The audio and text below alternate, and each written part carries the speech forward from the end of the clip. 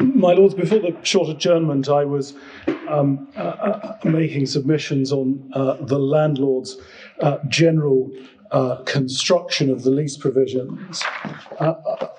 With your Lordship's permission, I'd like to take a few minutes now just to explain what we say is the function of these provisions, why they are as they are. The reason conclusive certification provisions are important is really as follows. The difficulty for a landlord is that it is under an obligation to provide services under the lease, and the failure to do so is potentially a breach of covenant, exposing the landlord to the risk of proceedings. So, of course, a landlord which is unable to recover service charge reasonably promptly is effectively in a cleft stick. And so we say the commercial logic of terms such as the certification provision is that they apportion risk. They give the landlord a real degree of protection from the risk to cash flow of having to make substantial expenditure under a potential threat of a breach of covenant claim long before it can expect reimbursement. And it also protects the landlord to a degree from the risk of having to pursue proceedings against the tenant, which in the nature of things, and in particular in the nature of the retail environment, may become insolvent or disappear at the end of the lease. But we say the reservation of the permitted defences gives the tenant genuine protection. It allows the tenant to recover or withhold sums if it can bring a challenge to certification within one of the permitted defences expressly set out in the lease. And of course, the problem in our submission is that if we're wrong on this construction, and in fact, and it's a common form provision as Lord Justice Lewison concluded in granting permission to appeal below, and in fact, tenants can advance defences outside the permitted defences. That's, we say, highly material to the contractual balance of power. And potentially has quite significant knock-on effects as to how landlords pay for maintenance and services and how leases are negotiated henceforth. Why isn't your cash flow protected by payments on account and payments under paragraph 5? Well, my Lord, in this case, of course, payments on account weren't made either. Well, this doesn't matter. We're talking about the contract. But my Lord, yes. But we say, effectively, our exposure. This was the point made by the Deputy Master below, when our argument was, well, we're at least entitled to summary judgment in relation to payments on account. And the issue, as he saw it, was, well, they'll in due course be subject to certification. If the certification is subject to challenge, then the payment on account is subject to challenge as well. That was my understanding of what the Deputy Master concluded. But I mean, the points you've been making seem to go to the operation of the, if you like, the immediate payment of rent provisions. Are you saying that the effect of paragraph 3 is to prevent a tenant from suing in the usual way for breach of covenant? Well, my Lord, what I say is that the certification provision allows the landlord to recover, save in the case of a permitted defence. But if the tenant has a damages claim for failure to provide services by the landlord, then that may be something the tenant can run, though it would be caught by the no set-off provision. If the landlord had charged, let us say, £50,000 in service charge, the tenant would have to pay that. But if it had a counterclaim and said, well, you know, you've maintained the building, but you failed to provide such and such a service, it would have to, and that's caused loss and damage, it would have to pay the sum due as service charge as rent and then be left to pursue its counterclaim. Right. And that would be the effect of the no set-off provision in my submission. But it would have no answer to it having discovered on inspection of the documents that there was a real issue as to negligence or something of that kind, and wishing to pursue a claim in respect to that? Well, my lord, it would depend on the nature of the negligence. If it were negligence within the meaning of paragraph 10.4, that's to say negligence in the context of excluded costs, then the answer to that, we say, is the certificate is conclusive as to the sum payable by the tenant by way of service charge. It must follow from that, we say, that it's conclusive as to each of the stages by which you get to the sum payable by the tenant. And so a claim for negligence is not excluded, but a claim for manifest error is the permitted defence. And so it would have to be a claim alleging negligence that was plainly negligence, because if it's arguably not negligent, then the landlord can rely. That's not going to be the case, is it? Almost by definition, a negligence claim is going to be arguable or disputable. Well, my lord, it's not dissimilar to the position in the ABN AMRO case, where there was a certification provision there, and the certifier was allowed to certify contingent, I think it was contingent liabilities, we can turn it up perhaps, and to make a reasonable assessment of those. But there was a manifest error defence, but it must follow that it was open to the certifier to certify a sum on the basis of a reasonable assessment, and that could only be challenged if it was manifestly wrong. As I understood your answer to the question I was asking, you seem to be just saying that they're postponed in bringing, in the example of a negligence claim, their claim for negligence until after the payment has been made under the paragraph 5 mechanism on the back of the certificate, but that they still can bring the negligence claim. Have I understood that's what you're saying? My lord, yes. If it's a negligence claim that is not related to the costs falling within the service charge, if it's an allegation that the landlord is in breach of a tortious or contractual duty of care and has caused the tenant loss, the tenant can claim that, but it has to pay the rent in accordance with the no set-off provision. But if it's a question of whether a sum falls within the certified service charge, that's caught by the certificate of the service charge, and so it has to be, any defence has to be brought within the 3 permitted defences. Yes, but as I understand it, your position is that the certificate is conclusive, and the only, unless one of the 3 permitted defences is made out. My lord, yes. And it doesn't matter whether there is the payment out of an insurance policy or a payment by a third party to the landlord after the event, or anything of that nature. Once the certificate is conclusive, it's conclusive if none of the permitted defences are made out. If none of the permitted defences are made out, our primary submission is that, but clearly we accept that paragraphs 8 and 13 of Schedule 6 allow the tenant to review the books and invoices and so on. To what end? To establish, we say, whether one of the permitted defences are made out. And if it establishes that one of the permitted defences is made out, then at that point it can say, well, there's a manifest error here, or there's a mathematical error here. So let me take then, for example, if I may briefly, at any rate, paragraphs 9 and in particular under that 10.3, which is an excluded cost means costs or expenditure incurred by the landlord where that cost has been caused or necessitated by the negligence of the landlord or its servants. Well, yes. Do I understand your submission to be that it would be an issue of that kind would become manifest once any issue which may exist between the parties has been determined, for example, by the court? Well, my lord, what we say is we do not accept the argument or the suggestion that appears in some of the authorities, and I think in Sir Kim Lewison's book, that anything is manifest once it's been determined by the court, something, and this is a flow group which my learned friend cited 2 worksheets before the short adjournment.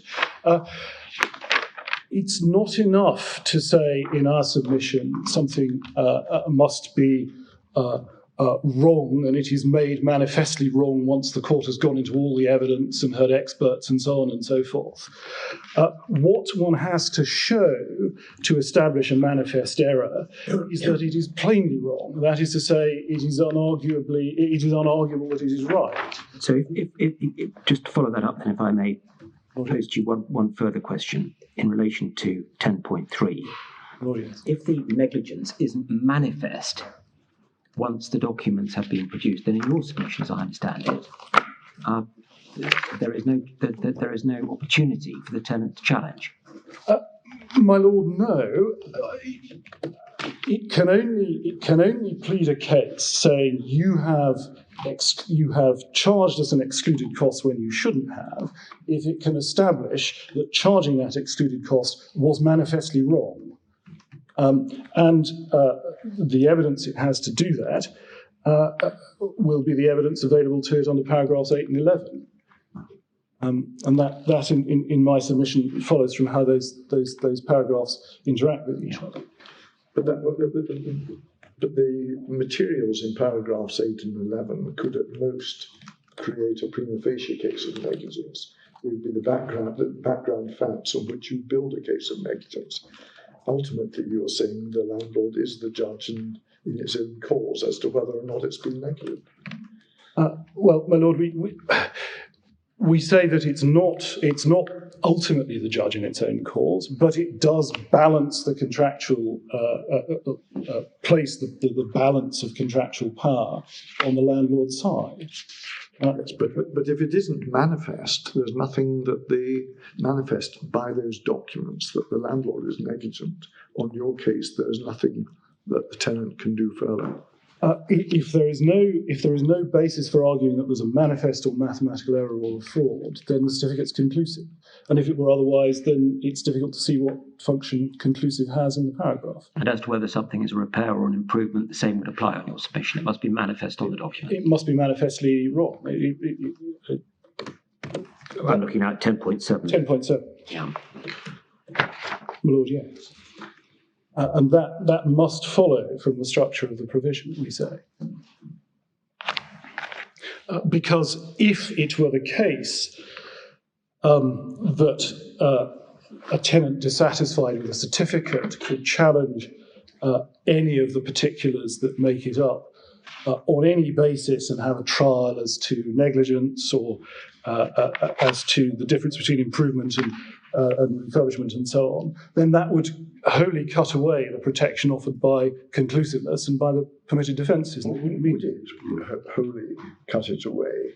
Would you not still have a cash flow protection that until the tenant has successfully made a challenge, the money that has been paid under paragraph, the money that will have been paid, I think it's paragraph 4, isn't it?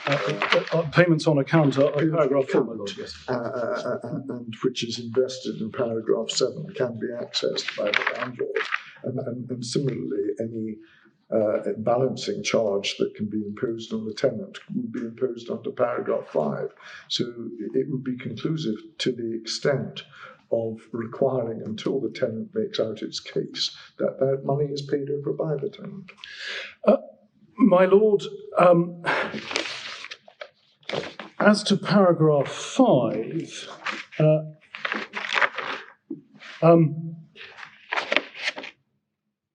rather depends how one understands the accounting process. If the tenant immediately challenges a certificate for, let us say, manifest error. No, I'm assuming the tenant cannot vouch manifest error. Assume the tenant cannot vouch manifest error.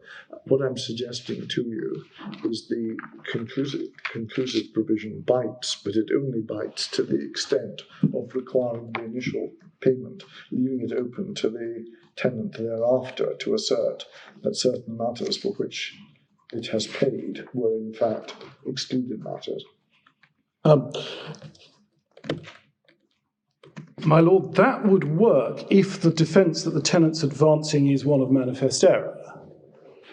It doesn't seem to us impossible that the tenant could say after the certificate, and some time after the certificate, because it's given 12 months after all, now we have found a manifest error. This has been included when it should have been excluded. In effect, you're saying conclusive is conclusive for all purposes. My lord, yes. Suggesting to you conclusive could be less embracing. I accept that it could be less embracing, but our submission is that it is all embracing, and it's rather illustrative of what happened in this case, which is that we served a certificate for 2017-2018, which was not paid. But we'd also made charges for payments on account in 2018 and 2019, and those were not paid either. May I respectfully put this to you in relation to that?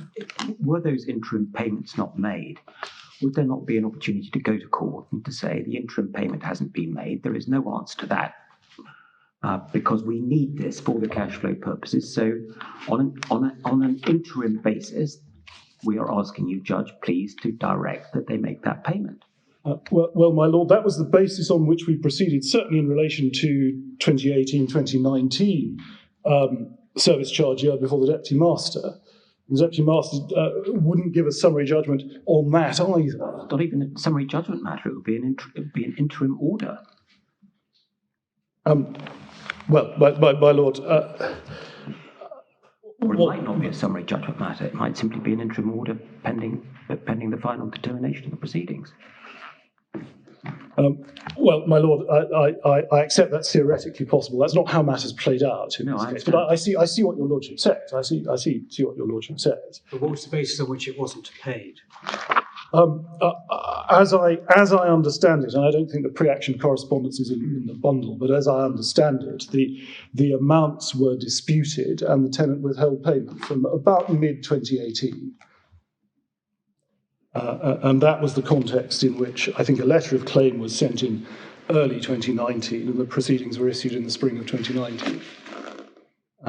At that stage, a certificate had been served in relation to the first outstanding year, which I think was 2017 to 2018, but not in relation to 2018-2019.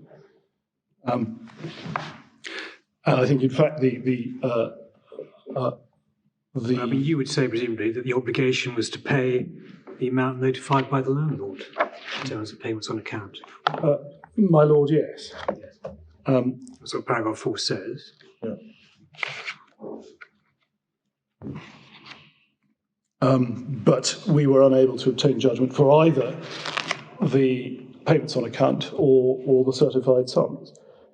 Now, of course, we're in a position where all the sums have been certified, and we were seeking summary judgment in the Court of Appeal on all the certified sums.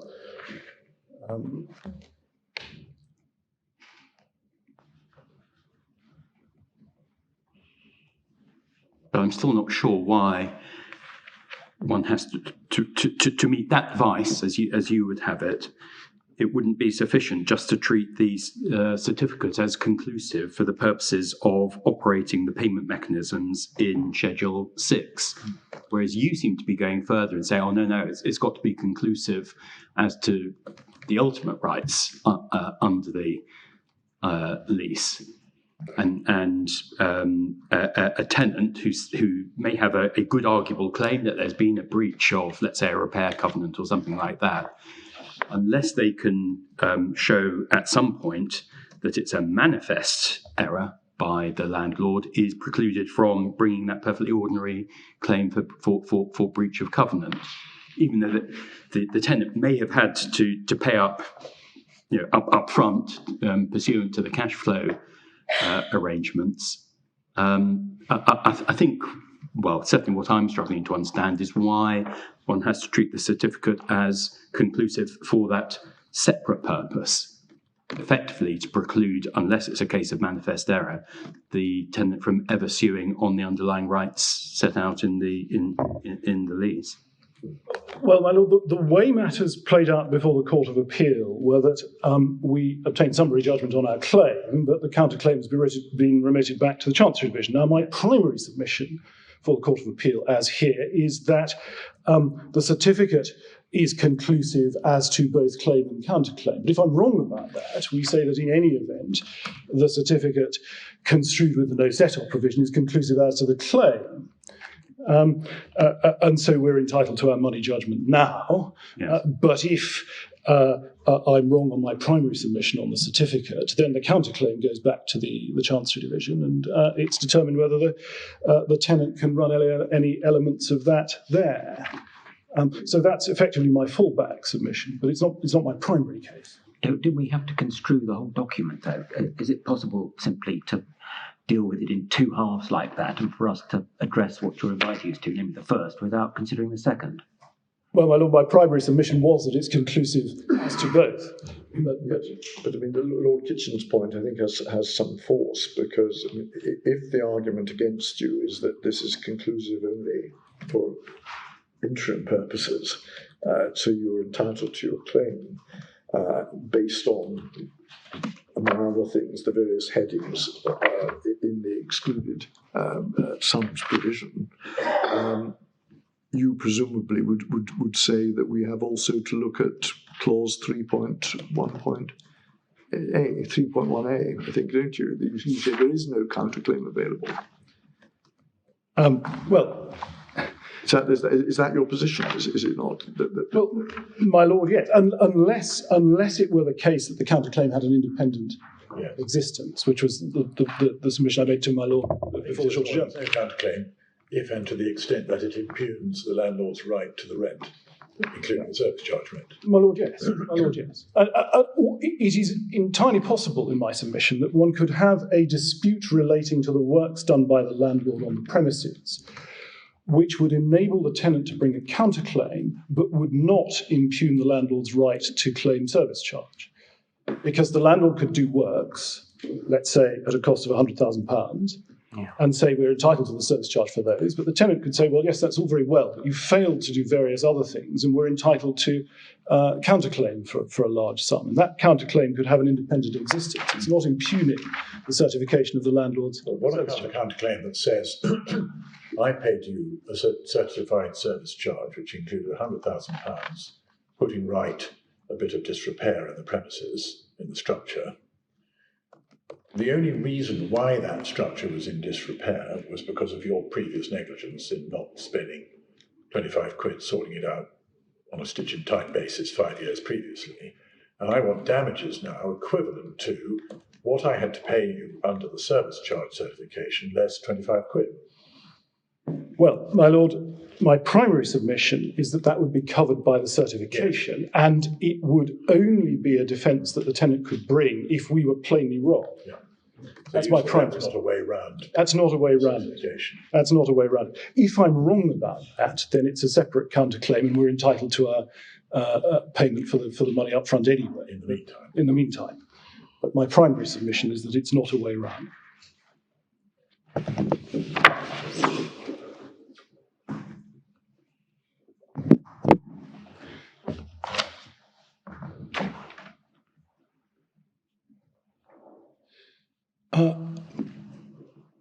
I wanted to turn very briefly to some of the background facts which perhaps set this lease in a little more context. I don't perhaps need to deal with this very long, but it is right to draw attention to the fact that the Blacks business was previously carried on by another company at these premises. The previous company was called the Outdoor Group Ltd.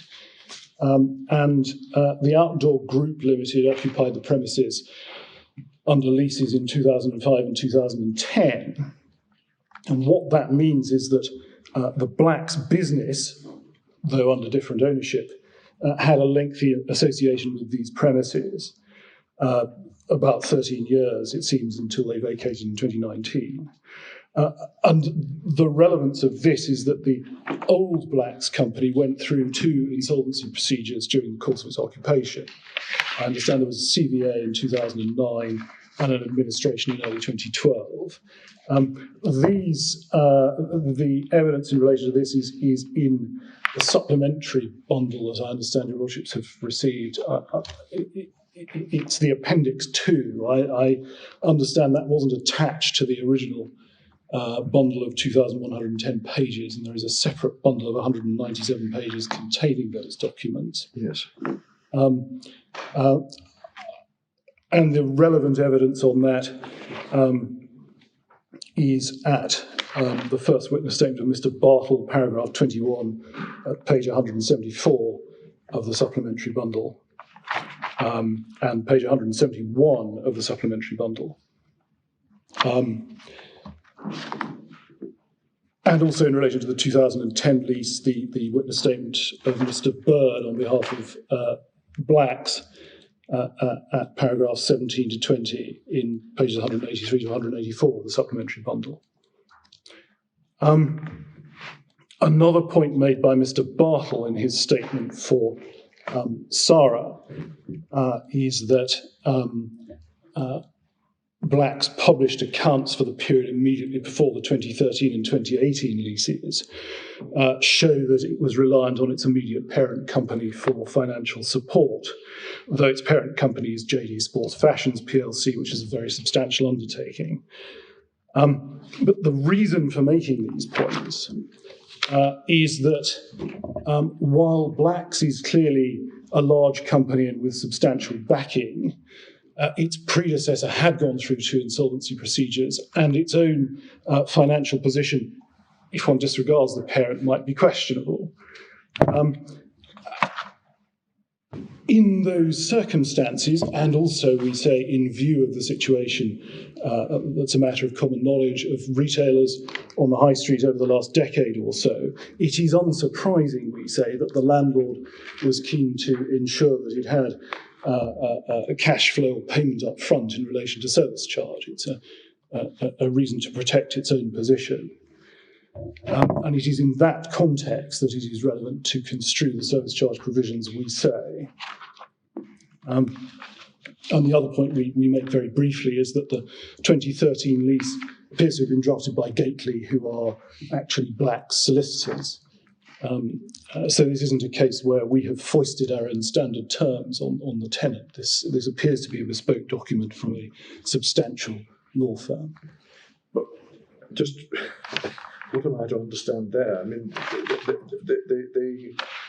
are you saying that the landlords, your clients, were presented with this lease by the tenants, or are you just saying it so happens that the solicitors were solicitors for acting for you, but in other matters were acting for Blacks? My lord, no. The Gately are acting for Blacks, and one assumes, though we don't know about and aren't ready to look into the negotiations, one assumes that it was a draft prepared by them. My point is simply that's this. really unusual, isn't it? If you've got a landlord of various units in a development, the landlord will usually want a uniform text. Well, my lord, I accept it is unusual. I merely note the fact that it is Gately's name on the lease, and so we can't assume more than that. I don't think there's any more evidence before the court. I understand there's no evidence about the origin of the document in terms of the 2 parties. One often sees a firm's name on the final one that gets executed. Yes, and yes. I hear what HBJ are a big company, a big firm. Yes. I entirely hear what my learned friend says, and my point is simply that this is, although of course there are common form clauses, it's a bespoke document prepared by a substantial firm, and that's a relevant matter to construct. It's a relevant matter that you've got a commercial firm has prepared, had a hand in the preparation of a commercial lease. My lord, yes. Well, commercial leases by their nature tend to be serious documents prepared by serious firms of solicitors. My lord, yes. My lord, yes. I wonder whether it might assist to turn up the certificates. Yes, I was wanting to raise a question about that. In this case, the certificates do appear to provide quite a lot of information. My lord, yes. Contractually, the landlords could have produced a 3-line certificate, could they not? My Lord, this was an issue below. And of course, one of our submissions at first instance and before the Deputy Judge was that it was to be implied that it would be a certificate prepared by the surveyor. But we weren't successful on that, and Lord Justice Lewison didn't allow us to appeal on that point. So we proceed on the basis that this could have been put together by the landlord itself.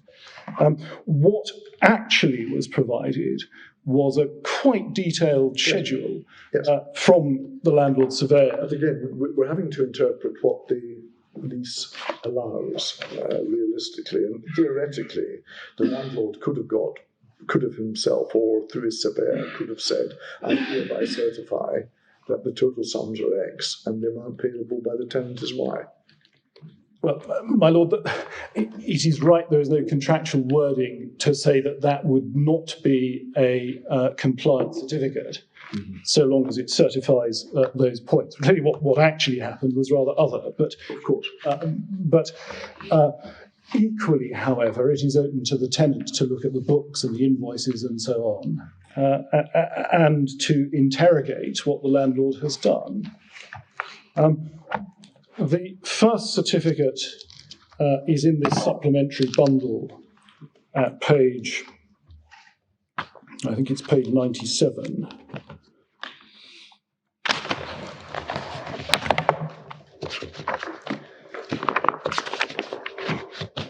Page 97. I ought to explain, if one looks at the certificate from Cushman and Wakefield, there are actually two certificates here. And this, as I understand it, has to do with the fact that during this service charge year, one moved from the 2013 lease to the 2018 lease. So there was a certificate for the remaining part of the 2013 lease up to May 2018. And then there was a further certificate for the 2018 lease up until the end of September that year. So one has two documents. The first one's at page 97, and the second one's page 112. And as one sees, there is a reconciliation in relation to the first certificate. It's page 101. And then there is an expenditure table from 103 and an expenditure schedule breakdown from 106. This is in relation to the Wakefield first certificate, and the position in relation to the second certificate for that year is similar. And the reconciliation there is for the second one is at 116, and then the schedule's at 180 and following. And then there is an independent review from Webster's Chartered Accountants, and for that year it is at 127. Now, during the first year there was a credit then? My Lord, yes. That was a credit on what should have been paid on account but wasn't. That was the position.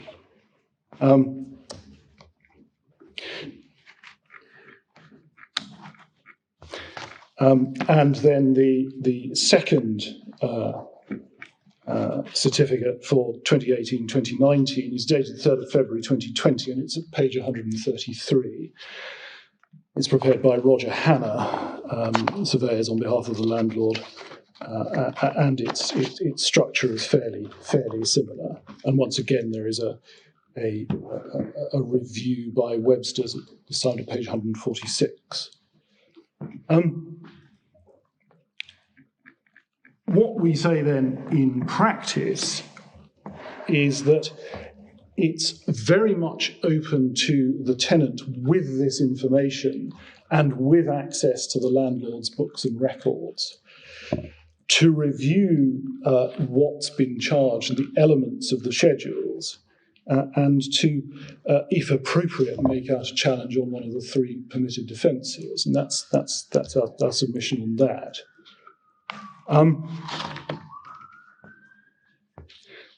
We accept that Sara was not obliged to use an independent surveyor such as Cushman and Wakefield or Roger Hanna, nor to prepare the independent review by the accountant, but it did so.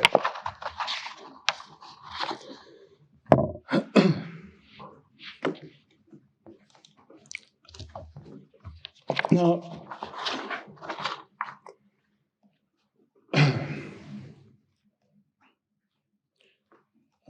presumably that would enable Sara to fend off more readily any possible allegation that was being put forward at the preliminary stage that here there is a manifest error. They'd say, well, it's been done by a surveyor, our accountants have looked at it.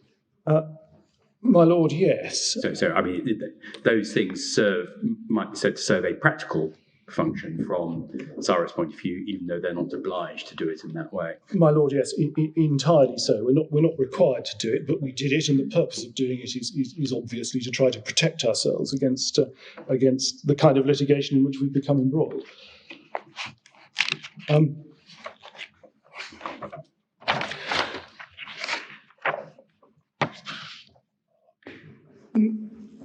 My lords, I've made a series of submissions on construction, in particular of Schedule 6. It is right to note, and my learned friend has done a fairly comprehensive study of the dispute resolution mechanisms in the lease in her case, or in their case. It is right to note, just perhaps in passing, that this lease does contain other conclusive certification provisions. I just observe those, if nothing else, for completeness. At clause 3.2 at page 521, there is provision for conclusive determination by the landlord or the landlord surveyor of outgoings with the same savings as in our provision. In clause 3.3, which is at page 521, there is provision for determination of insurance premium party expenses, but the determination there is by the landlord or the landlord surveyor acting reasonably. And then again, there is a determination provision at clause 322b4 at page 535 to 536 in relation to matters arising out of compliance or non-compliance with statute. It's just a short point, really, but the drafting of these provisions, in particular the first two, which are adjacent in the lease, is in my submission illustrative of the point that the parties to this lease were able to choose quite carefully from a menu of provisions to determine how these potential issues would be resolved. So in my submission, it is not mere chance or mere reproduction of a precedent, or at any rate is not to be concluded that that is what is going on in Schedule 6, paragraph 3. It's a short point, but it does seem worth making in my submission.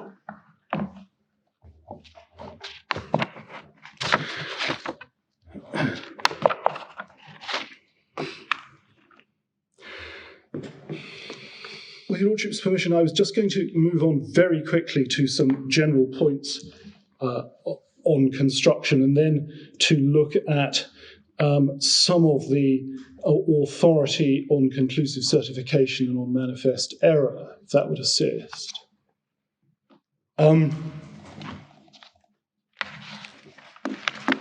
I perhaps don't need to spend very much time very much time at all on the construction cases, but we just say very simply that the natural meaning of the provisions in paragraph 3 is that a certificate is conclusive and that the defendant can only run those 3 defences, and that that is an answer to any dispute that the defendant might raise. And the problem in my submission with my learned friend's case is that it is very difficult to see what the point of the word conclusive and what the point of the permitted defences is. It's an issue that I've already advanced, and I perhaps don't need to say more about it at this stage. The second point relates to the draftsmanship, and I've made that point already, that this is a commercial lease prepared by substantial solicitors. And the third point is we say that conclusive and the permitted defences, the provisions of paragraph 3, are not ambiguous. We don't see that there is an ambiguity there. We say that the words mean really what they say. And what my learned friend's construction requires, we say, is either the implication of a prior stage before certification, or effectively disregarding parts of paragraph 3, most obviously the words "and the sum payable by the tenant." And that, we say, is a fundamental difficulty with my learned friend's construction. If it was ambiguous, would you accept it to have to be construed against you? My lord, I don't accept that for this reason. It's not clear. It's not our own draft. It's unclear how the draft It's excluding what would otherwise arise by operation of law. My lord, yes, I accept that point. I accept that point. But it's not a case where we've foisted our standard terms on the tenant.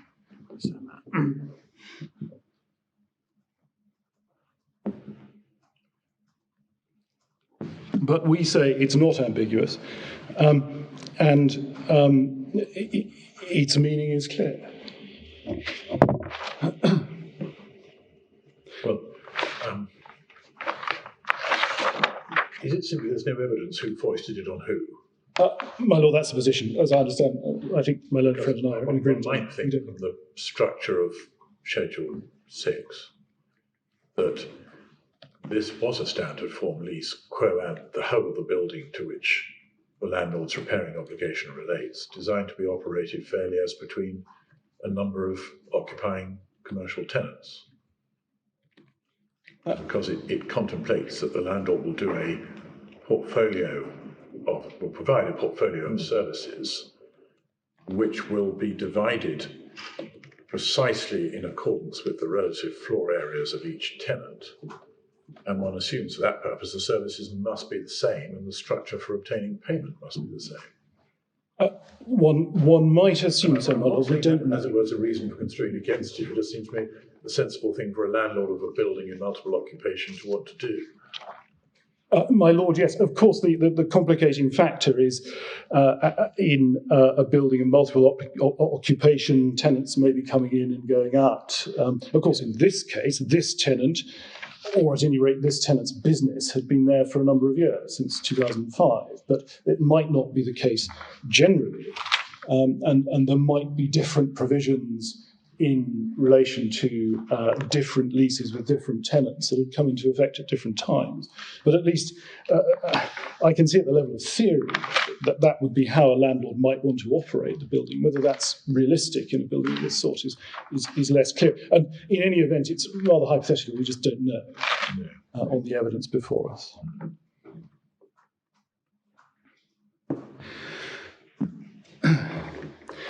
And the other point I make I make 2 points, 2 further points, if I may, on construction. The first of those is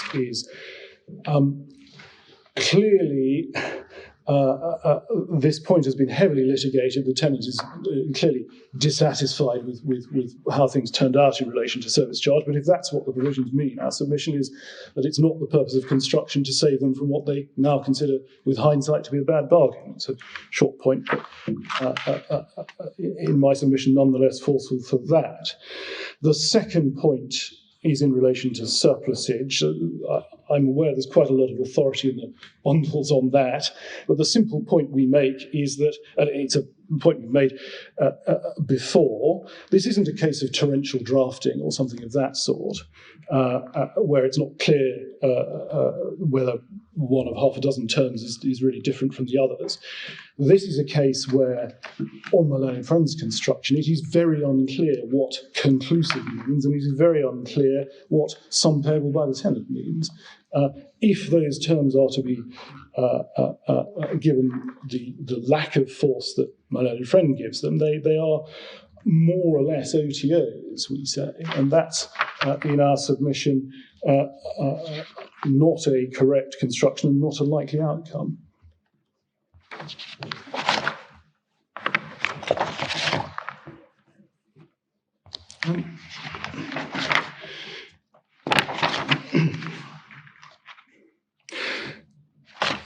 With your Lordship's permission, I was going to turn quite quickly, I'm conscious of the time, we do have a bit of time, to the cases in relation to the various elements that I say are the moving parts of this lease. I'm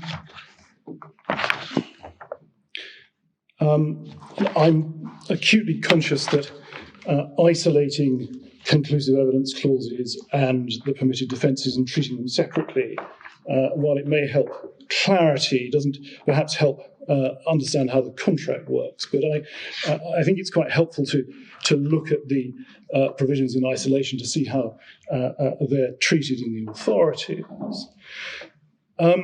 If I can look at the certification provision first, it's right to say there is somewhat limited authority on the effect of conclusive certification clauses in the landlord and tenant context. I do note the Scottish case of Franborough and Scottish Enterprise, which my learned friend has adduced, and to which I'll return below. We say that the certification provision in that case can be distinguished from this one in at least two material respects. But largely we say we have to proceed by analogy with authorities in other areas.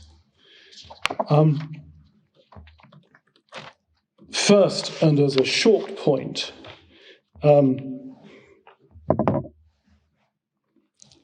we say, looking at the expert determination cases, and I've discussed these at paragraph 59 and following, page 168 in my case,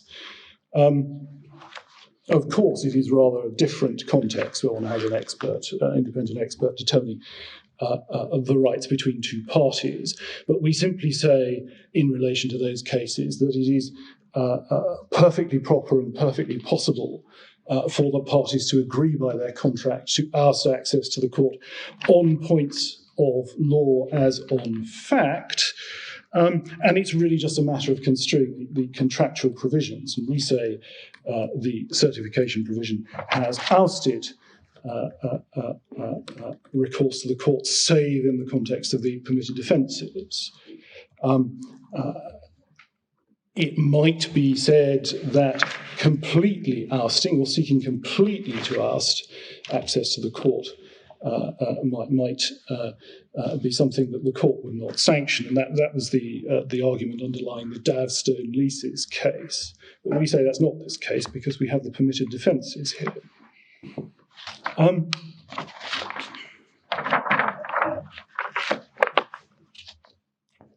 The cases I would like to refer to in a little more detail, though, are firstly the North Shore case at 819.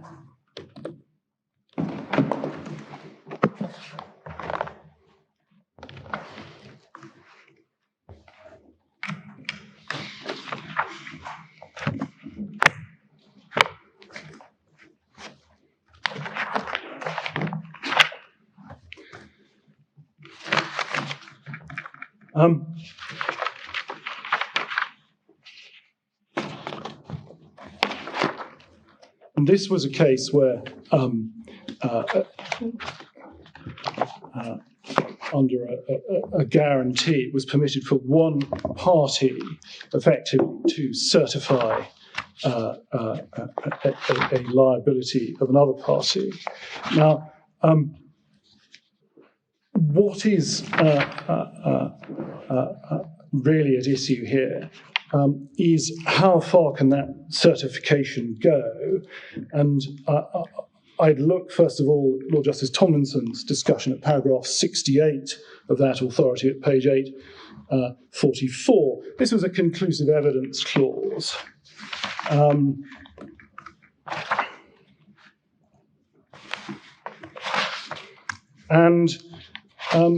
What was said, effectively, if I can turn up the clause. Forgive me.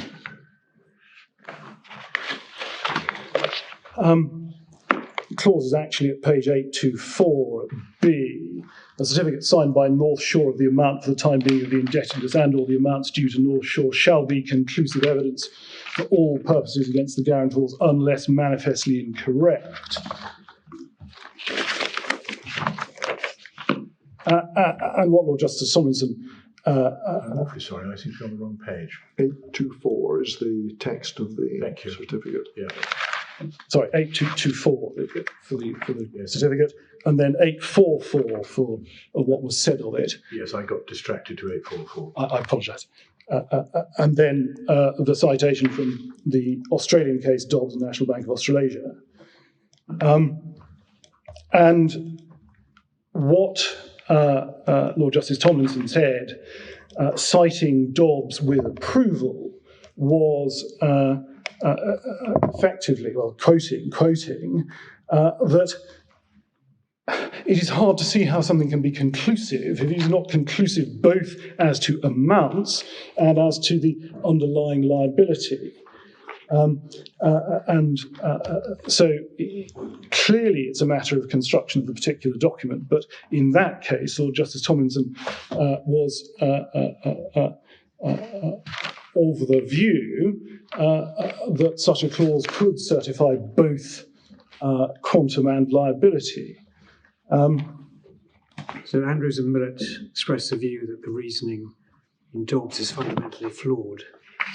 My Lord, yes. The difficulty, as I understand it, in the guarantee context is that the concern here is that wording of this sort can turn a guarantee into a demand bond, effectively, and that's the concern. But that's a concern really in the world of guarantees. It doesn't, in my submission, undermine the point that if that's what the contract says, that's what it does. Whether or not that is an undesirable commercial context in the world of guarantees is a rather different question. I would refer also to the Bache case, Bache and Bonverne, which is at 744 of the authorities bundle. In that regard, maybe I'll turn it up.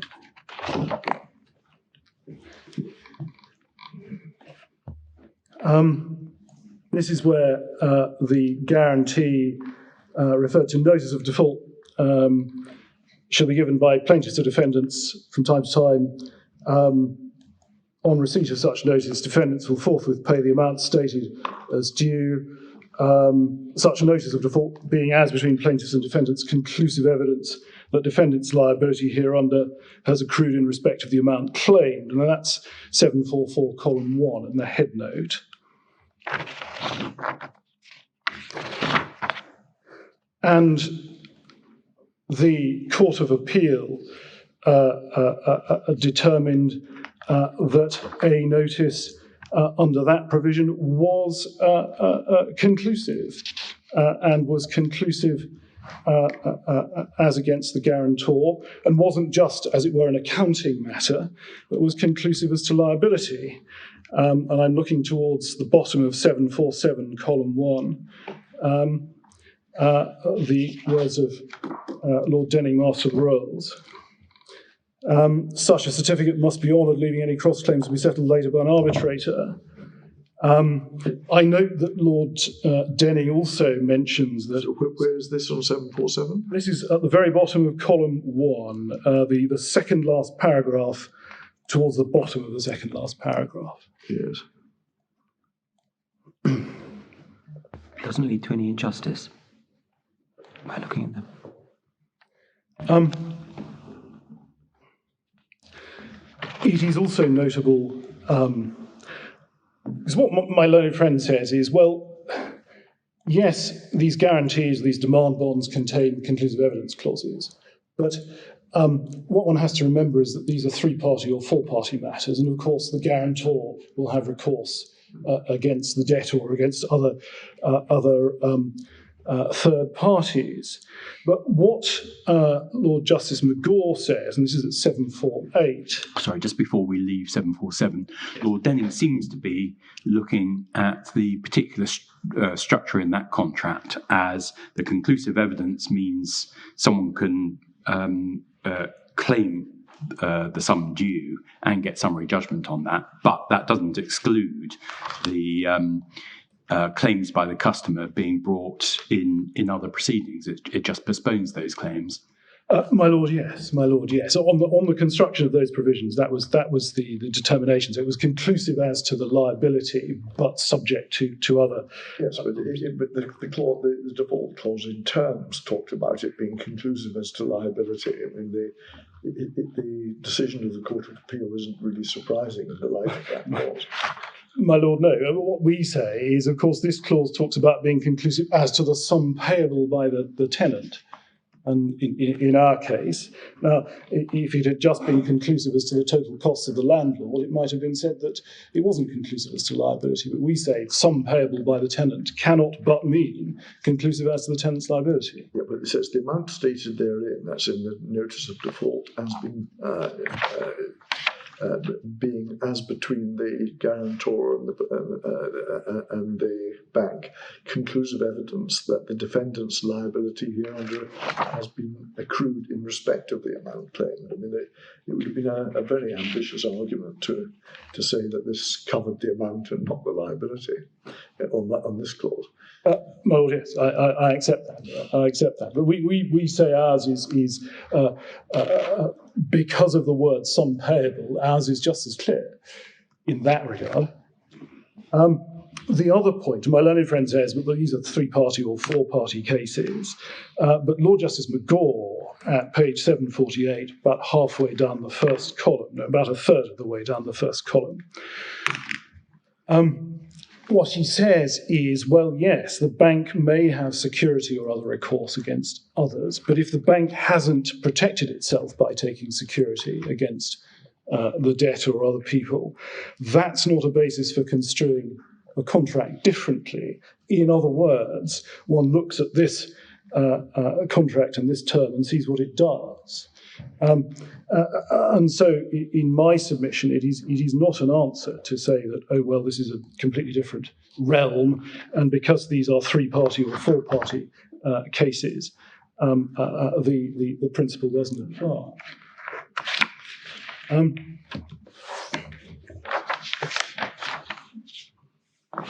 If I could refer quite briefly to the Anat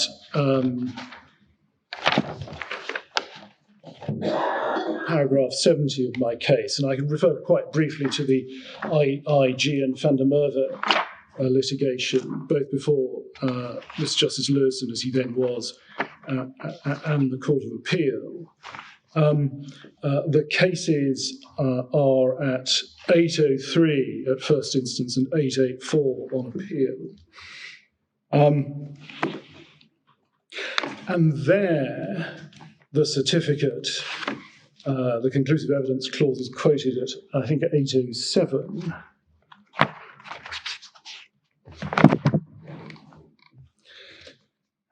It's at the very bottom of 807, clause 4.2. It's paragraph 10 of the judgment of Mr. Justice Lewison. A certificate in writing signed by a duly authorised officer or officers of the lender stating the amount at any particular time due and payable by the guarantor under this guarantee shall, save for manifest error, be conclusive and binding on the guarantor for the purposes thereof. And what was concluded was that this wording, with the wording due and payable, and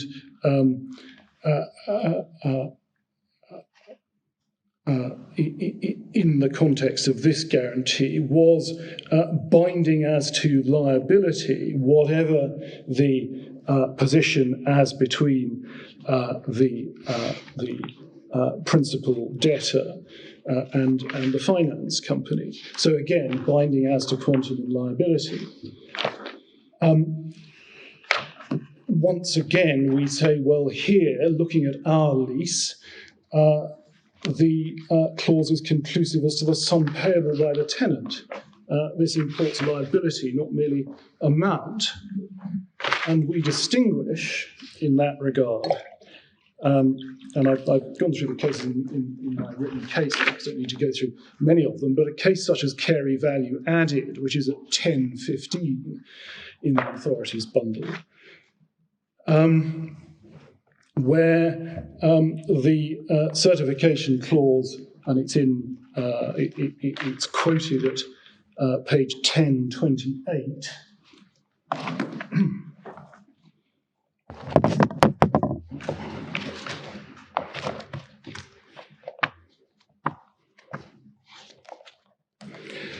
Um, 1028, paragraph 39.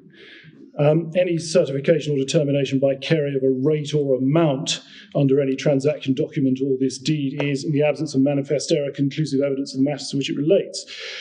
And there it was said, well, it's conclusive as to rate or amount, but it's not conclusive as to liability. And we say, well, yes. Here, likewise, there is a provision relating to the amount of the landlord's total cost, but there is also this further provision relating to the sum payable by the tenant. So we distinguish that. And lastly, on this point, I'd refer to the ABN AMRO case at 935, I think it is.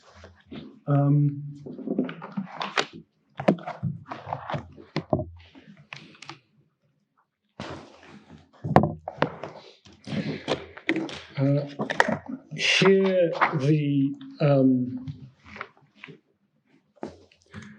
key clause is at, forgive me,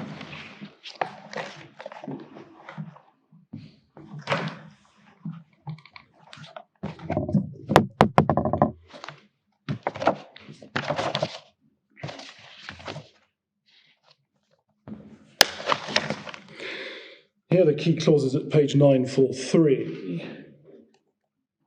For the purpose of determining my liability under this indemnity, I'll be bound by an acknowledgement or admission by the company and by any judgment in your favour against the company. For the purpose of determining either the amount payable to you by the company or the amount of any losses, costs, damages and claims, prospective or actual, interest and expenses, I shall accept and be bound by a certificate signed by any of your directors. Any preceding such certificate should be treated as conclusive evidence except for manifest error of the amount so payable or of any losses.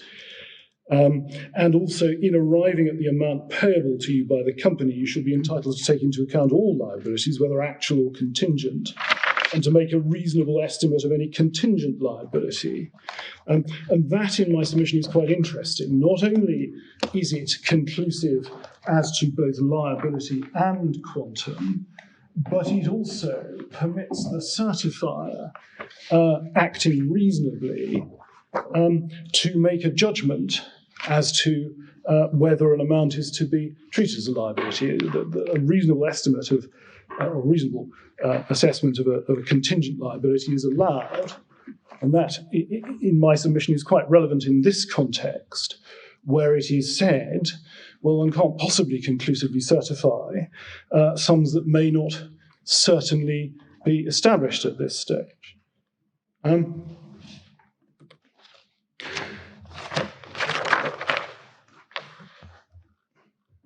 Lastly... well, that's the clause, but what was the conclusion about it? Well, look, I apologise. this, my understanding is that this was determined to be strictly obiter, but the determination of Mr. Justice Flo at paragraphs 42 to 59 was that a certificate would be conclusive as to liability absent manifest error. I apologise, should have made that clear. But it's paragraphs 42 to 59, pages 953 to 959, and in particular, paragraphs 43 and 59.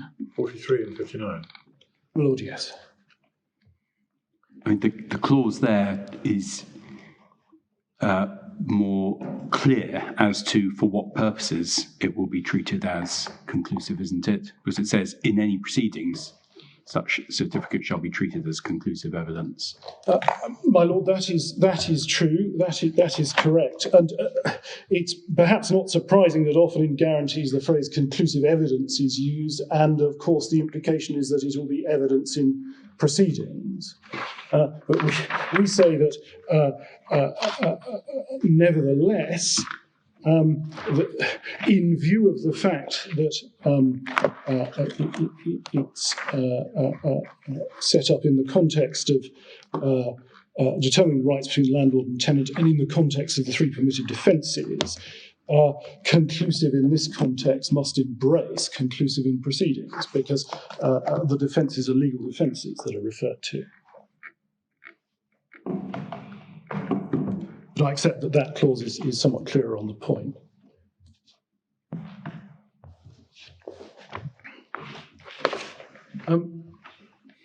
The last case I'd like to refer to on these matters is one adduced by my learned friend, in fact, which is the Scottish case of Franborough and Scottish Enterprise, which is at 927 in the bundle. It is a landlord and tenant case.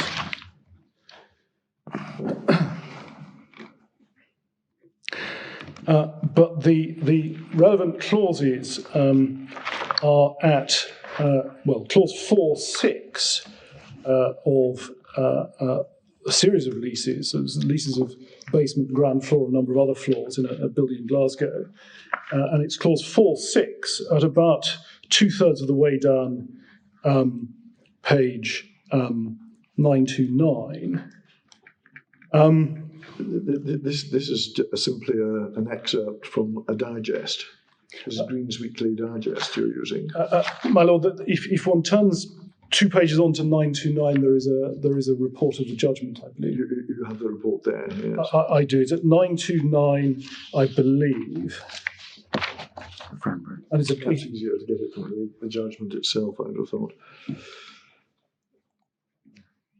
I apologise for that. I mean, these digests are really for alerting the profession. My Lord, yes. The fact that the case exists and what it's about. It's not. My Lord, yes. No, it serves very little on purpose. But the transcript should appear at 929. And thank you very much. Yes. The judgment of Lord Penrose, and the clause is about 2/3 of the way down 929. It's clause 4th, subclause 6. And taking up from line 2, such costs and expense or the due proportion thereof to be certified by the landlord surveyor, whose certificate shall be final and conclusive, except in the case of manifest arithmetical error. And then over the page, a similar provision as to conclusiveness and a similar saving. This is at the top of the page in relation to the sublease of the basement. But the amounts primarily included are, or the factors, the elements primarily included are different in that clause. And what is said is that this is conclusive as to quantification, but not as to classification.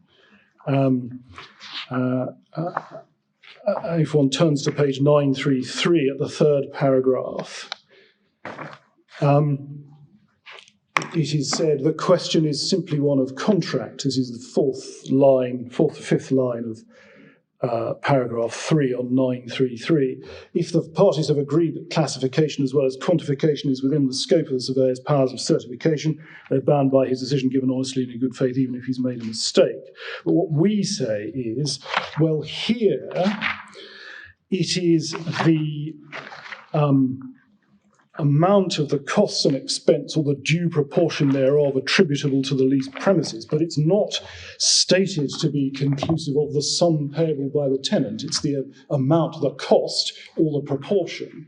And that's an important distinction from our case. And the second important distinction is that the permitted defences are a great deal narrower because it's manifest arithmetical error. And we say manifest error and mathematical error in this lease are not necessarily the same thing. There's something could clearly be one and the other. But here it is manifest arithmetical error. And what is said at the bottom of page 933 is the identification of manifest arithmetical error as the sole ground of challenge would be unlikely, perhaps, if the certification were as comprehensive as the pursuers contend, because, it is said, that would indicate the parties were prepared to tolerate a certificate which contained manifest error of fact or law. Now, of course, in this case, there's an exclusion for manifest error. So we say that for two reasons, Franborough doesn't assist, my learned friend. It's not conclusive as the sum payable by the tenant, and the permitted defences are much narrower. And that is what drove Lord Penrose construing that lease to conclude that it was conclusive as to quantification but not classification. So manifest error of law means what? It's plainly wrong. Plainly wrong. I was going to spend a little bit of time considering the manifest error authorities, but yes, what it boils down to is plainly wrong.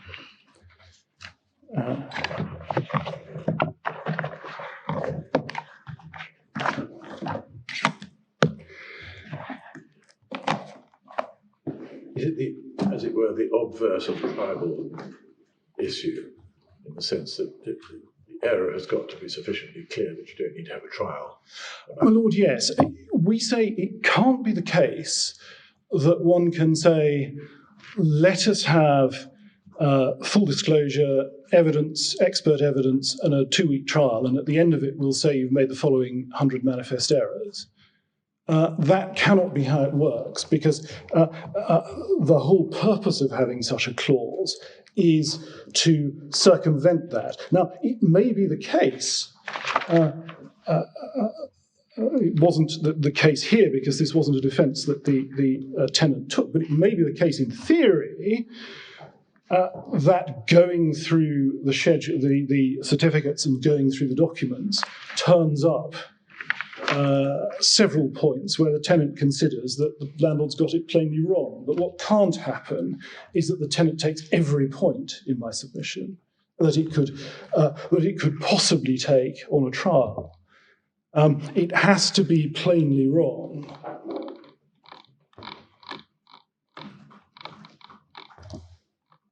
It can't be open to the tenant to say, I will take all these points and see if some of them come out to be plainly wrong.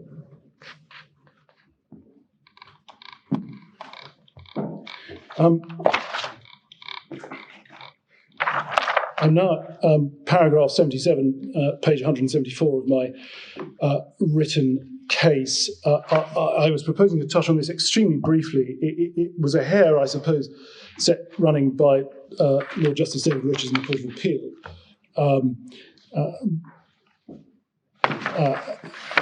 In argument, and I venture into this area with all due caution in view of the complexity of the documentation and the extensive litigation over them. But the point that the Court of Appeal raised was the question of the 1992 IDSA Master Agreement. ISDA Master Agreement, and I'm conscious that a great deal of litigation has taken place under that and under its 2002 iteration.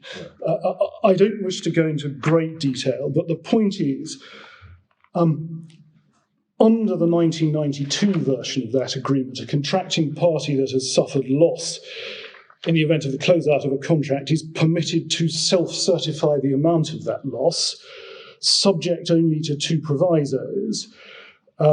This is section 14 of the master agreement, which, so far as relevant, provides loss means with respect to this agreement or one or more terminated transactions, as the case may be, and a party, the termination currency equivalent or an amount, that party reasonably determines in good faith to be its total losses and costs or gain in connection with this agreement or that terminated transaction. So the bank on closeout self-certifies what the loss is, and the reserved points there are that it has to determine it reasonably and in good faith. But subject to that, it appears that the bank is entitled to determine the points of fact and law that go into that. And the only challenge is that the counterparty can make are that it has acted unreasonably or in bad faith. It is right to say, and this goes some way beyond where we are in this matter, it's right to say that the terminology changed in the 2002 iteration of the master agreement. I'm also conscious that there is a judgment of Mr. Justice David Richards, as he was then, concluding that reasonable in this context means really Wednesbury reasonable. But this is some way beyond where we need to go for the purposes of this submission. My submission is purely that here again is another context in which it is open to a party to a contract to certify matters of fact and law with only restricted reserved defences. The judgment of Mr. Justice David Richards, as he was then, is Fondazione, NSR Code, Lehman Brothers, and it's a judgment from 2015. But it seems some way beyond the point, so I didn't burden the bundle with it. But anyway, it was another example of the same issue. Well, you can say it's one of the most widely used standard form contracts in the world. My lord, yes, and heavily litigated, of course, in multiple jurisdictions.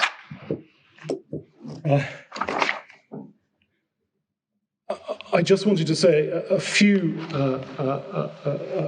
things about manifest error. It was accepted by the tenant in the Court of Appeal that it hadn't advanced one of the permitted defences, including manifest error.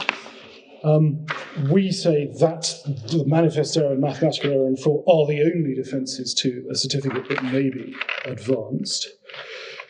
I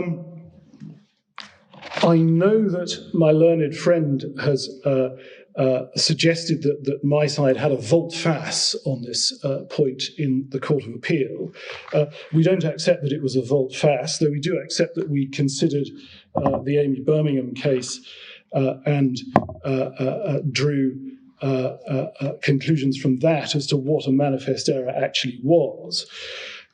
But like my learned friend, I'm conscious that Flow Group now has pulled the threads together on this point to some degree. What we say the essence of manifest error is that the tenant has to identify an obvious blunder, a howler, as counsel for the court, Mr. Polly, said in the Flow Group case, a point that is plainly wrong. Now, on the basis of Amy Birmingham and North Shore and Anstead, we accept that a manifest error doesn't need to be demonstrated immediately and conclusively, and also that it is permissible to rely on extrinsic evidence to demonstrate one. but it still has to be plainly wrong. The relevant authorities are mentioned in paragraph 84 of my case, together with the relevant paragraphs. I'm very happy to go through them, but I don't know whether it would be of assistance. Do you accept it has to be easily demonstrable without extensive investigation? My lord, yes, it has to be plainly wrong. So one can't have as I was saying perhaps slightly flippantly earlier, one can't have a 2-week trial with full disclosure and evidence to establish it. Nevertheless, it is clear that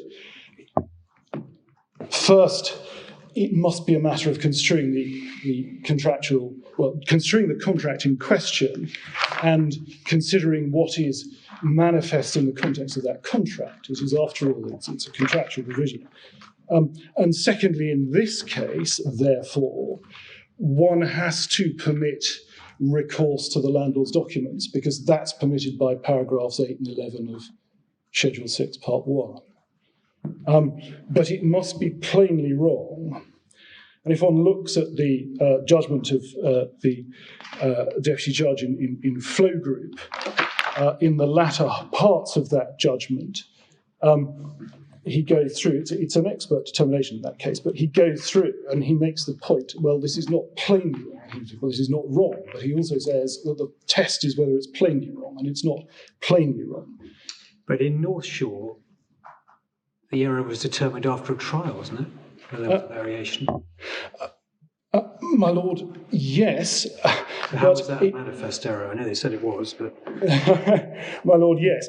But it has to be something that is plainly wrong. In other words, susceptible to determination without being arguable either way.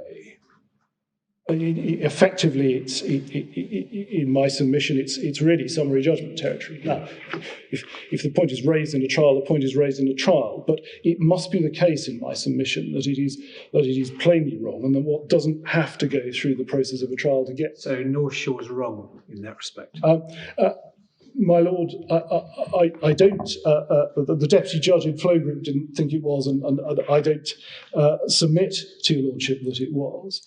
But in my submission, if something is plainly wrong, it has to be plainly wrong without having to go through the whole process of litigation to get there.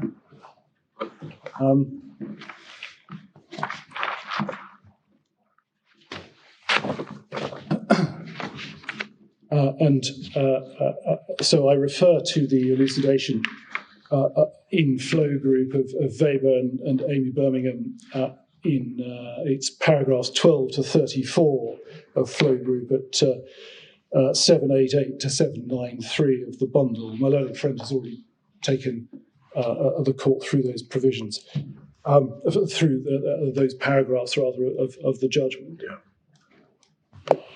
Yeah.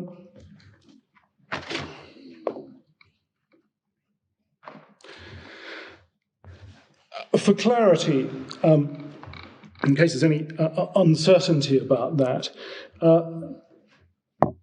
we don't accept the proposition, if the proposition is advanced, that the tenant in this case could have succeeded on a manifest error defence if it had run it. And for clarity, again, our case in the Court of Appeal was not that it would have succeeded on such a defence. Our case was rather that reliance on one or more of the permitted defences was the only way that in which Blacks could have succeeded. But we didn't and don't concede that it would have succeeded on those, if the contrary is suggested. Well, the point is that, in a sense, this is a hypothetical question because those were never run as defences, at least until after judgment in the Court of Appeal. Were they refused permission to amend at that stage because it was too late, or just because the amendment was bound to fail? My lord, it was an exercise, or it was an attempt to exercise the so-called barrel jurisdiction after judgment had been handed down, and it was refused. There is an order with reasons. I think it's think it's in the bundle, by Lord Justice David Richards. But effectively, his conclusion was if it was runnable, it could have been run earlier than handing down the judgment. And so it's now too late. And So essentially, it's because it's too late. essentially, it's because it was too late. And it's right to say that my learned friend did appeal to this court on that point and permission was refused. Yes.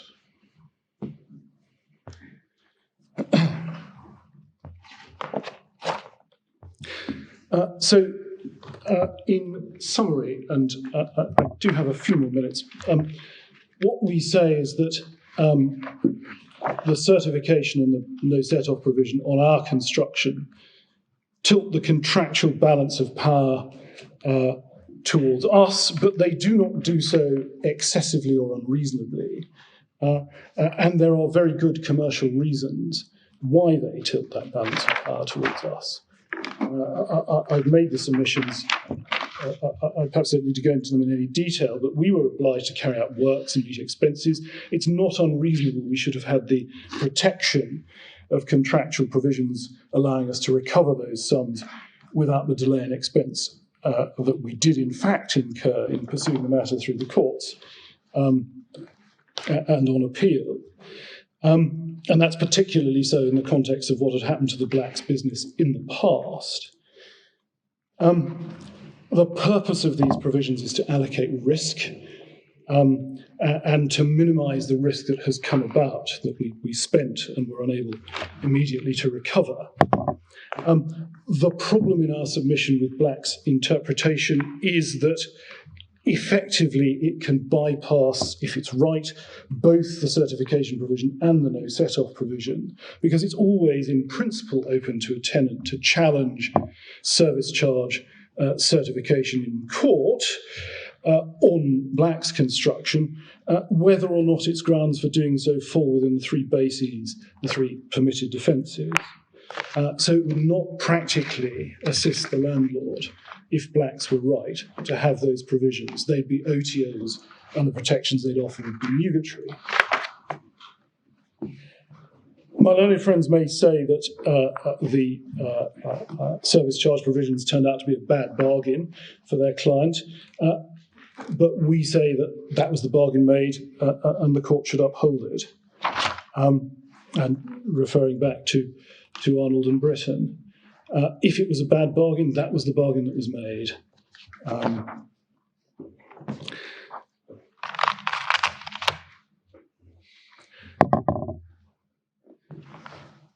It follows then that we say that the Court of Appeal's judgment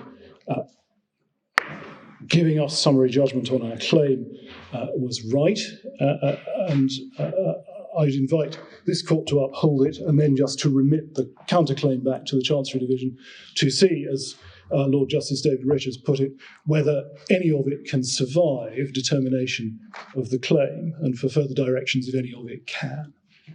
My lords, might I take instructions very briefly? I'm very grateful.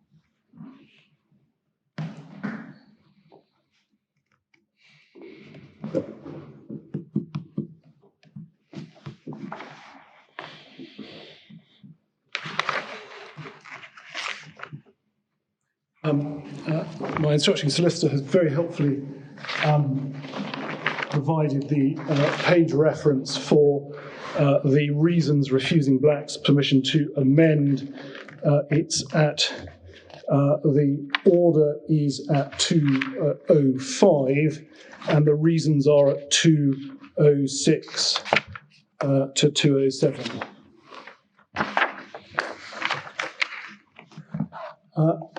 Unless I can assist your lordships further, those are my submissions. Could I just check what your position is in a case where you get the certificate, the tenant then avails themselves of the facility under either paragraph 8 or 11 to look at books and records, and let's say that they, at that stage, identify a manifest error. Do you accept that the landlord would then have to correct the error and make a reverse payment if one is required to wipe out the error in financial terms? My lord, that must be the answer. Either we say, oh yes, you're quite right, tenant, it's a manifest error, we'll have to make a correction, or we say, no, we don't accept that it's a manifest error, in which case we would presumably sue on the certificate, and the defendant would say, well, we have a permitted defence to that. But if it were manifest and the tenant asserted that it was manifest and we accepted that, then we would have to correct the position. It must follow from the way that paragraphs 8 and 11 work. It seems to us. That could be raised at any time, could it? My lord, yes. Of course, the tenant gets 12 months to look at the. Yeah, but he could raise the point later, couldn't he? Well. No analysis. My lord, in theory, yes, but obviously the obvious context in which to raise it would be within the 12 months, and that presumably is the reason why that 12 months was built in. But if there is a manifest, they've got the whole of the standard limitation period. My lord, yes. So yes, ultimately it would become statute barred, but yes. And of course, if it were never raised in proceedings, then there might be Henderson and Henderson points about raising it thereafter, if proceedings have taken place. And what do you do what does the landlord do if having issued a certificate, either something then happens or it discovers that it's charging the tenant too much, there being no what I might call prior year adjustment provisions expressly set out in the lease? My lord, no, there are no, as it were, prior year adjustment provisions. It seems to us that if there is a manifest or mathematical error or fraud, then the certificate is challengeable on that ground. So if we identify a manifest or mathematical error, if we have added up incorrectly, it seems to us we probably have to accept that the certificate is susceptible to a defence on that ground.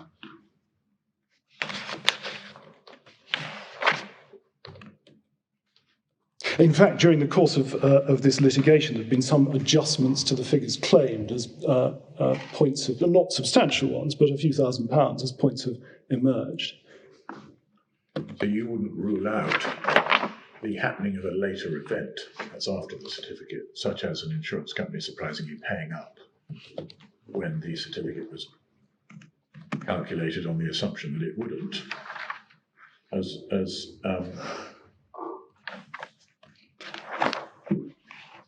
entitling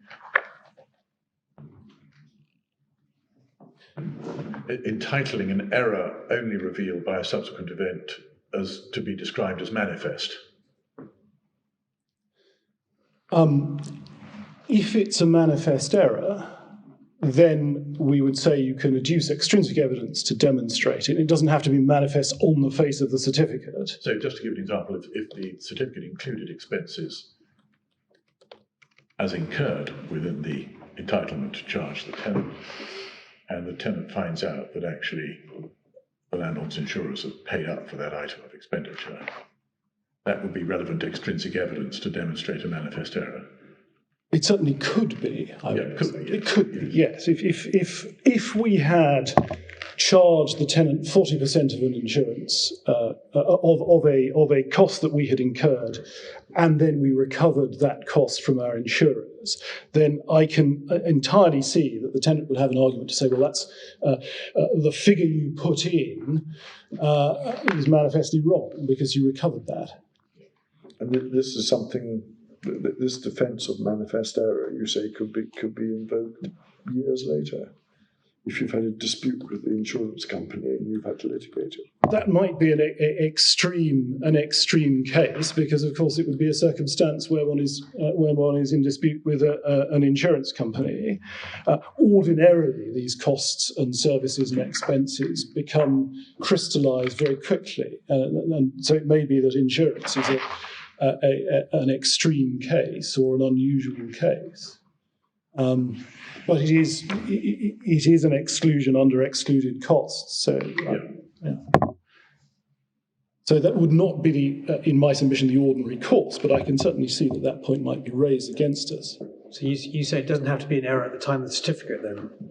Well, in circumstances where the tenant's allowed 12 months to look at the books and raise points, and the tenant's allowed to adduce extrinsic evidence, then it's not clear that it would necessarily be, because there may be matters that crystallise subsequently.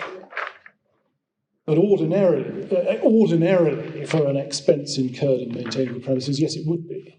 But insurance is slightly unusual, because it might be the case that we're in dispute with our insurers, and some months go by before that's resolved.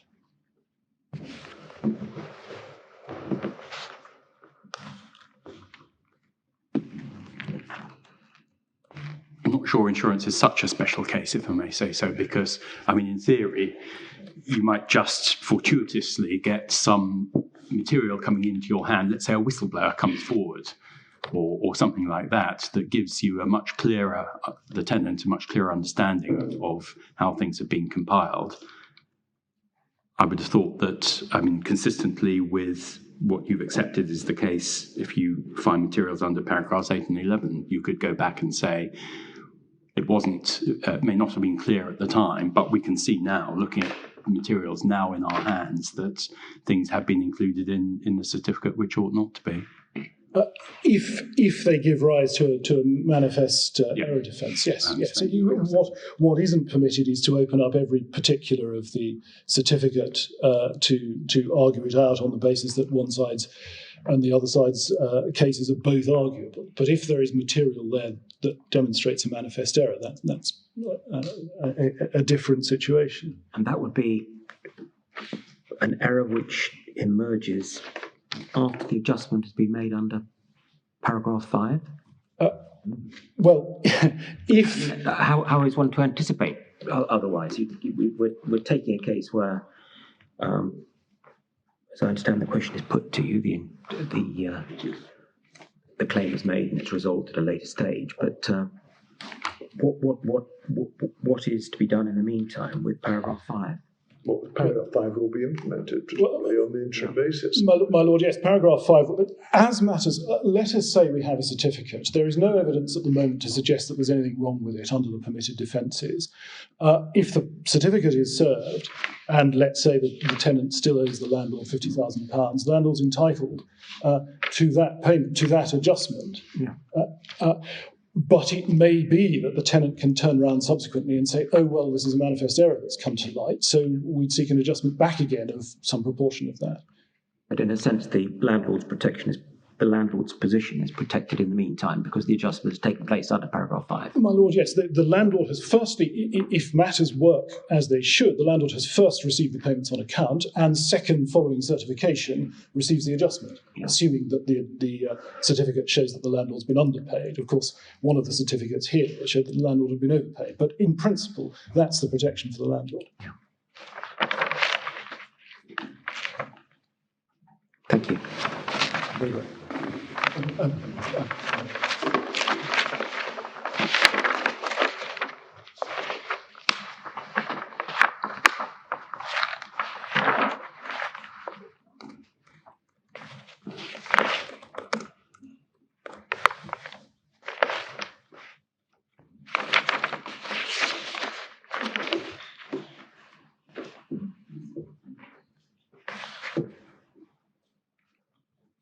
I'm most grateful, Miles. I have no further submissions unless I can assist further.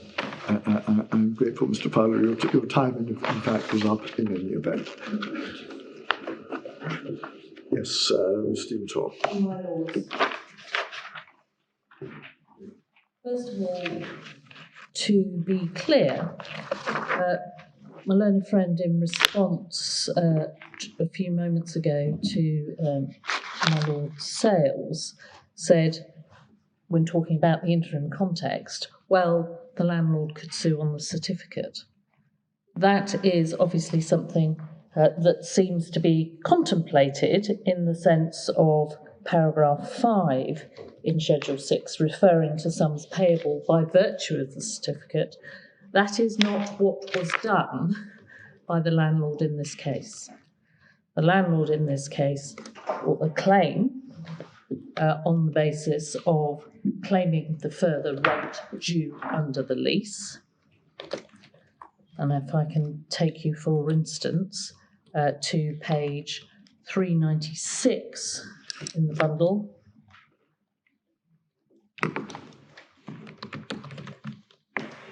Paragraph 7 and 8 and 10 make it very clear that the claim is focused on what sums, what rents are due under the terms of the lease, both the existing and the main lease, and the complicated relationship between them. And indeed, the Court of Appeal concluded that the certification went to that question. It's at page 197 of the bundle.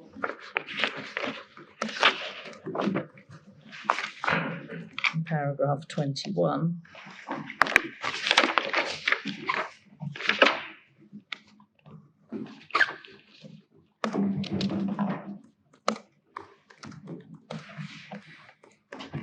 I managed to put down my copy of the judgment, so just bear with me a moment, my lords.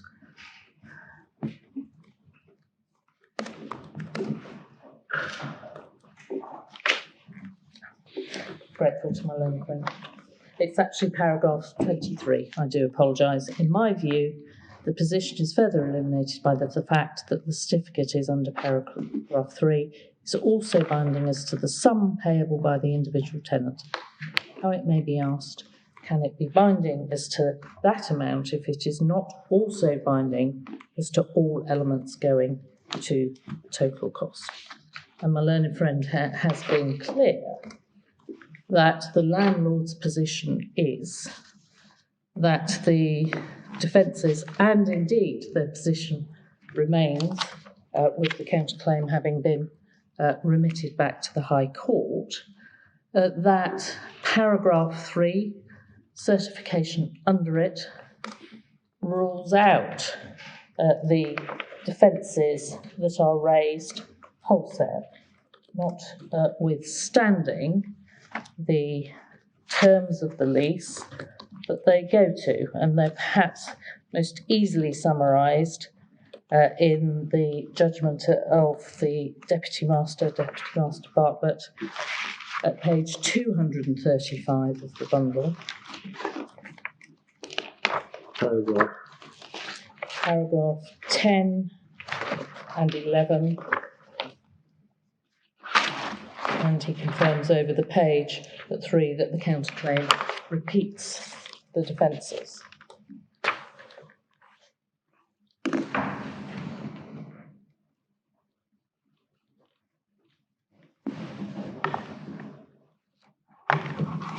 So to be clear, the argument is that paragraph 3 allows a certificate which, whilst it is accepted, can then be disrupted by a paragraph 6 expert determination, cannot be disrupted by all the things that are excluded from the tenant's liability in paragraphs 9 and 10. It is said, and it's the reality of what has happened in this litigation, that unless the tenant is in a position to say that its arguments in relation to excluded costs are unarguable, was one way my learned friend put it, that they represent a clear error by the landlord not to have taken account of them, that they're a howler, that it's simply not open to the tenant to raise them by way of defence and it continues to be, but not yet determined, the landlord's case or counterclaim. And this is in aid of the commercial reality of a landlord who has obligations to carry out works, etc., in relation to the property, having to pay that money up front. But in reality here, we have the check and balance. We have a payment on account. We have certification and the paragraph 5 release and balancing payment. We also have the no set-off provision. So the ability to sue on the certificate is there. But what in our submission is not blocked is the ability of the tenant, whether they discover it in the 12 months from the disclosed material, whether they discover it at a later date because it comes to the surface, as is often the case in relation to buildings, problems and issues literally come to the surface of the building later, because of a whistleblower or whatever reason. It is suggested that this tenant would not be able to hold the landlord to the limits of its entitlement to recover under the explicit terms of the lease unless it got itself in a position to have an unarguable claim or the landlord accepted it. When one does a stand-back analysis and looks at clause 2.3d and schedule 6 as a whole, in our submission, no party looking at that agreement would think, in order to get the benefit of the insurance monies that come late, or the acceptance by a contractor that they have to give a credit late, or to not have to pay for the landlord's negligence, I have to know about it, access the information, and be in a position to say, effectively, I could go for summary judgment, or better. Arguably, a howler is stronger than summary judgment. I'm not going to invite you to form a view on that, but in our submission, it is quite clearly manifest error, involves an error, it involves something that is obvious, it involves something that is obvious that it will have an impact on the determination, and something that does not involve investigation or a judgment, an evaluation, an assessment, i.e. a question that is open for discussion, debate or argument.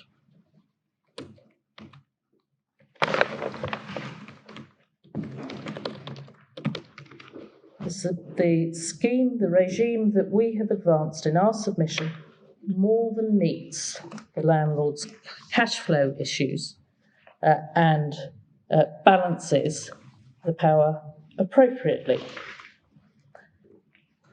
Paragraph 8 matches and ties in with the narrow reserved defences of manifest error, mathematical error. Fraud is obviously an entirely different category. It is said, well, then the conclusivity means nothing. It means a lot. It is hugely valuable to a landlord in a service charge dispute. In service charge disputes, commercial, residential, if it's substantial buildings, a huge amount of time and effort is taken if everything is at large and a difficult tenant is disputing with proving every single item of expenditure.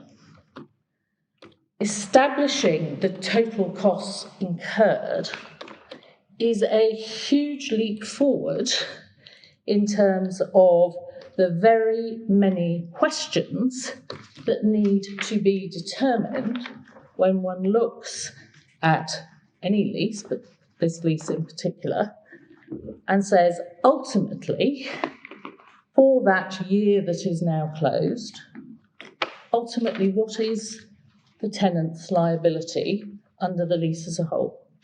There are multiple questions, but the starting point, the biggest point, is what is the total cost incurred by the landlord for the things that as a starting point, the costs and expenses under Part 2, they can recover for.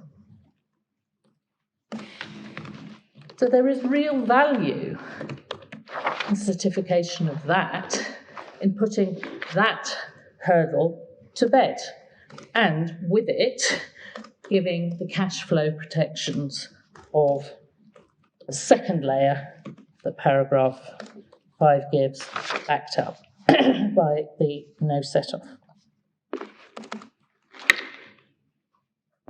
Learned Friend focused on the word ascertained, which we have in paragraph 3. In our submission, that word flows from 1, shall be calculated at a point in time, into 3, on each occasion, to come forward with the figure that has been ascertained, the product of the calculation. In our submission, there is nothing in paragraphs 1, 2, 3 that contemplates the tenant's involvement in the ascertainment of those figures. The tenant doesn't have the information in the documentation. That's why paragraph 8 requires the landlord, after certification, to disclose it. It is the landlord's process, the landlord ascertains it.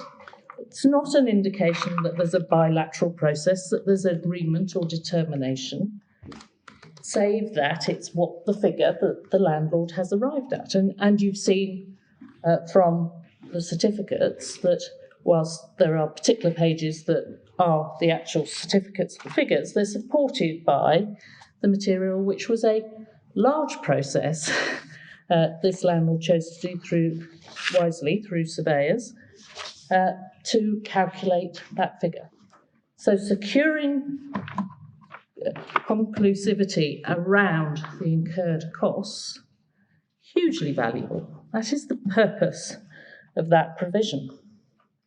It's accepted that insofar as the amount certified, the amounts, the two figures, are the amount of the cost and the amount of the sum payable, are construction of paragraph 3, that second element is subject, potentially, to expert determination after the certificate. There isn't nothing that makes it necessary or inevitable that it happens before.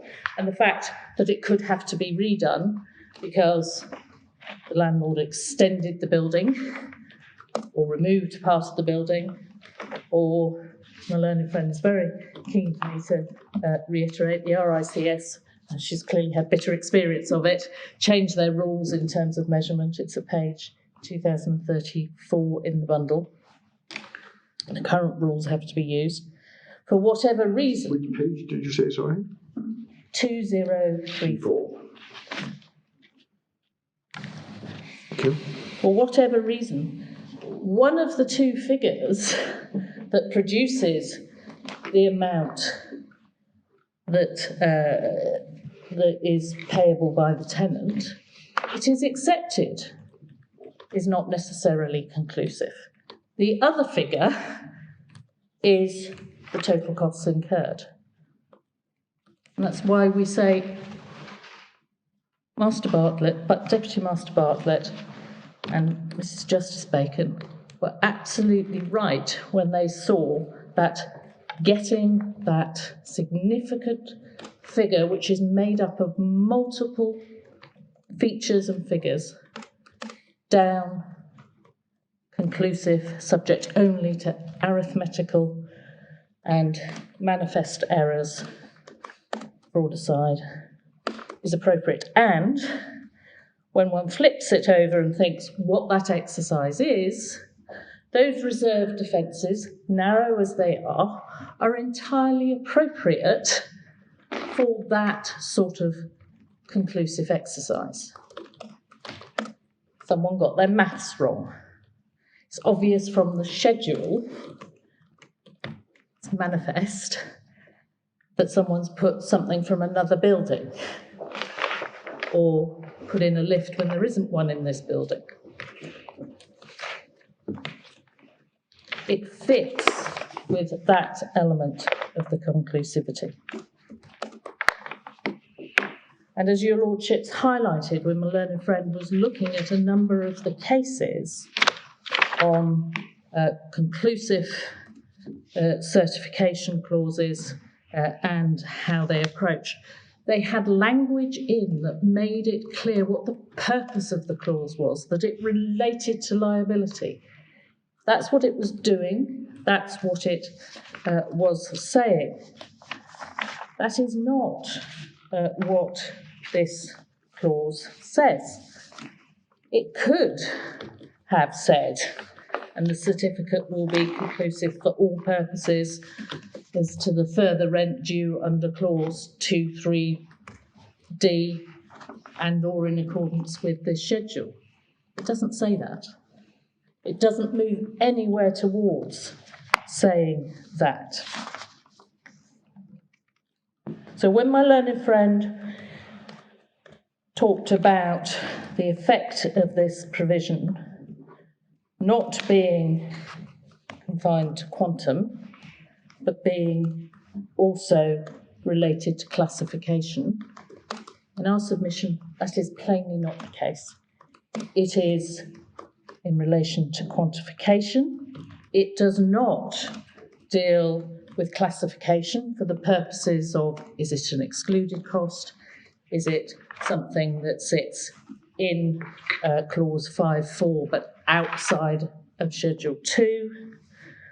Or indeed causation or anything like that, which would be relevant in the excluded cost that is negligence. I'm conscious of my time. 1 minute to go. My lords, I just encourage you to take the detailed look and then the stand-back analysis of what on earth would someone understand was being tied down, fixed, expressed in the lease as not a liability, and yet being prevented from taking that issue unless you were able to say it was, in effect, as my learned friend said at one point, unarguable. Yes, in short, it's a question of construing this lease. Indeed. Which I think is where I started, my lord. Thank you very much. I'm waiting, learned friends. Well, the court is very grateful to counsel for for presenting their cases both in writing and orally, and we are also grateful to those behind who have assisted in the preparation of those cases and the documents which we have to consider. We will adjourn now to consider our judgment, which we will produce as soon as we can. Thank you very much.